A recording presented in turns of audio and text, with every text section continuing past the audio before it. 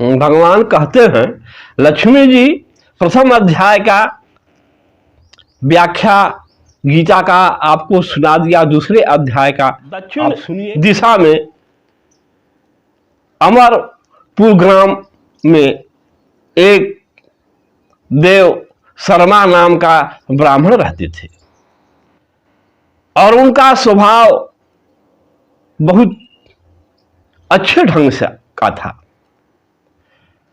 गुरुओं में शील थे, अतिथियों का सेवा करते थे और संतों का तो बहुत परम हित थे। वो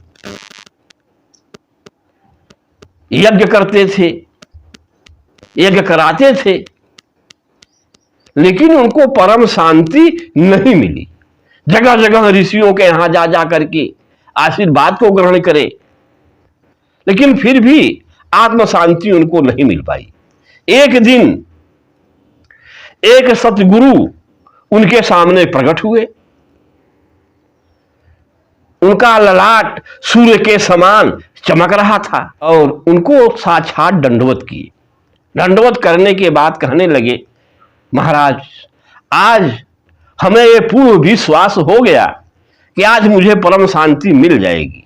इसलिए ये सबसे भाग्य जब उदय होता है तो सत्य मार्ग पे इंसान चलता है और उससे भी अहो भाग्य जब होता है तो सतगुरु मिलते हैं। तो तीर्थ किए एक फल, संत मिले फल चार, और सतगुरु मिले अनंत फल, कहे कबीर विचार। आप जैसे सतगुरु मिल गए हैं, अब हमको परम शांति मिल जाएगी। हे प्रभु, मुझे कुछ ऐसा आप उपदेश दीजिए कि मुझे परम शांति मिल जाए। देवर्षि कहने लगे कि हे देव शर्मा, आप सुंदरपुर ग्राम के बगल में एक जंगल है, अब उस जंगल में मित्रवान बकरी का चरवाहा आपको उपदेश देगा और उसी उपदेश से आपको परम शांति मिल जाएगी। और हे ब्राह्मण देवता, उनके उपदेश सुनने के बाद अपना आप सारा चित्त एकत्रित करके उपदेश में आप लगा दीजिएगा। कैसे? लेत उठाई परम भूमि गिरी, ज्यों बालक बिनु पोरारे। लेत उठाई परम भूमि गिरी, ज्यों बालक बिनु पोरारे। कहत कबीर चरण चित राखो, कहे कबीर चरण चित राखो, ज्यों सुई में डोरा रे। कहे कबीर चरण चित राखो, ज्यों सुई में डोरा रे। महर्षि कहते हैं, हे ब्राह्मण देव, बालक इस धरती पे जब गिरता है तो ईश्वर ही उसे खिलाते हैं, बैठाते हैं, उठाते हैं, उसका देख रेख ईश्वर ही करते हैं। तो जब उस बालक का देख रेख ईश्वर करते हैं तो सारे भक्तों को भी देख रेख ईश्वर ही करते हैं। उस भगवान श्री कृष्ण के चरण में ऐसा चित्त रखो जैसे सुई में डोरा, और तुझे परम शांति मिल जाएगी।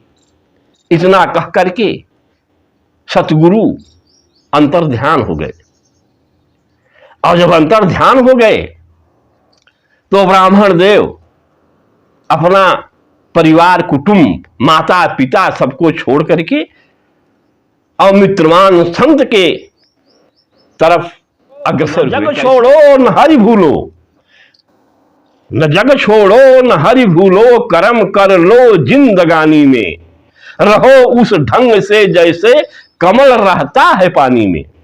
देखिए, एक कुटुंब, ये माता, ये पिता, स्त्री, बच्चे क्या है? आपका धर्म है।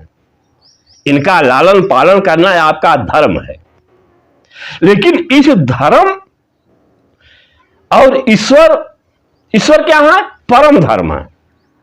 लेकिन जब परम धर्म के लिए, ईश्वर के लिए आपका मन आगे अग्रसर हो जाए तो इस धर्म को आप परित्याग सकते हैं। कैसे?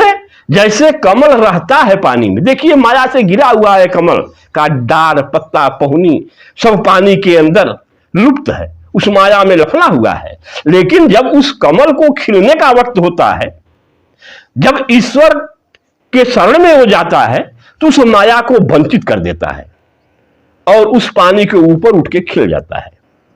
उसी ढंग से देव शर्मा ब्राह्मण अपने कुल परिवार को छोड़ करके उस परम धर्म के खोज के लिए आगे बढ़े।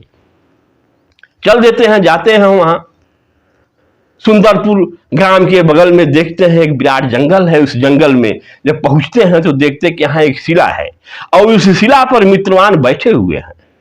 चित्त उनका बहुत शांत है, वहां का वातावरण बहुत शांत है, मंद मंद हवाएं चल रही हैं, मृग के झुंड एक तरफ बैठे हुए हैं और सब निर्भय मन से बैठे हुए हैं। ये जाते हैं, साक्षात दंडवत करते हैं। मित्रवान भी इनको साक्षात दंडवत करते हैं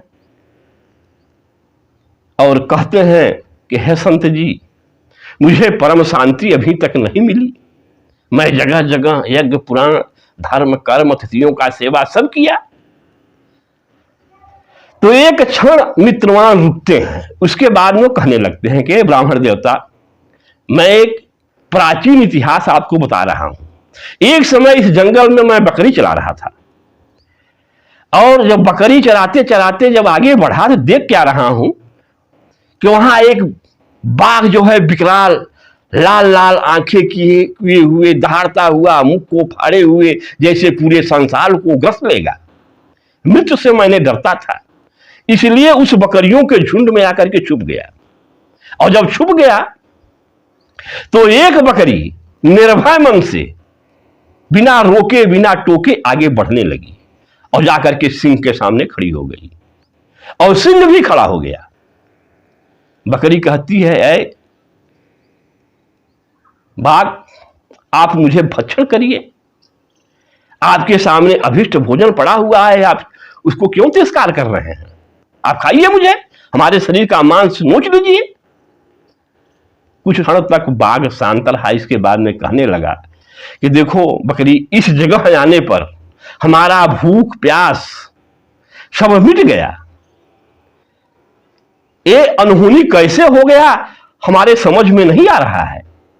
बकरी भी कहती है कि मैं कैसे निर्भय हो गई, भय हमारे हृदय से कैसे हट गया, आपके सामने मैं आ गई। कहें चलो ये जो महापुरुष सामने खड़े हैं इनसे पूछें।